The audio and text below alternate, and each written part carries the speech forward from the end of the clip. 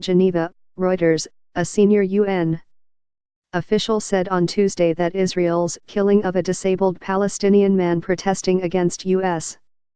President Donald Trump's recognition of Jerusalem as Israel's capital was incomprehensible, but Israel said he had not been targeted.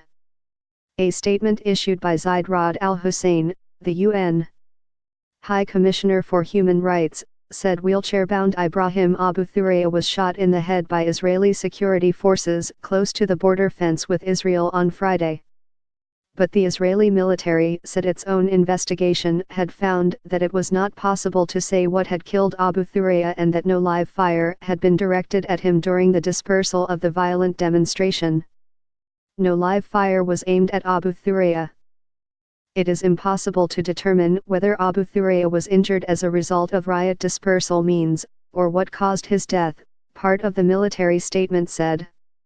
It added that protesters hurled explosive devices and rocks and rolled burning tires with the aim of harming soldiers and destroying security infrastructure, and that non-lethal riot dispersal means were mainly used, although a few live rounds fired under supervision were aimed towards main instigators.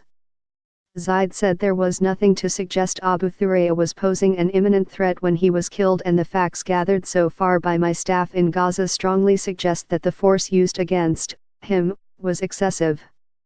Given his severe disability, which must have been clearly visible to those who shot him, his killing is incomprehensible, a truly shocking and wanton act, Zaid's statement said.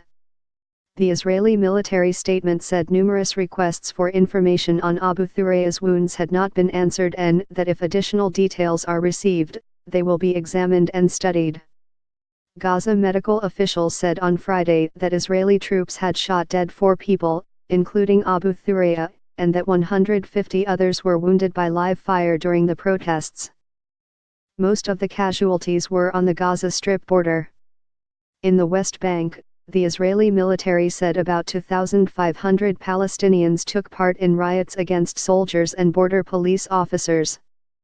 Abu Thuraya, 29, was a regular at such demonstrations. In media interviews, he had said he had lost both his legs in a 2008 Israeli missile strike in Gaza.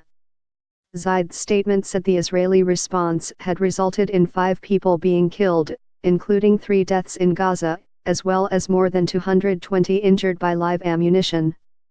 International law strictly regulates the use of force in the context of protests and demonstrations, and the lethal use of firearms should only be employed as the last resort when strictly unavoidable in order to protect life, Zaid said. Trump's announcement on Jerusalem infuriated the Arab world and upset Western allies. The status of the city has been one of the biggest obstacles to a peace agreement between Israel and the Palestinians for generations. Israel considers all of Jerusalem to be its capital. Palestinians want the eastern part of the city as the capital of a future independent state of their own. These events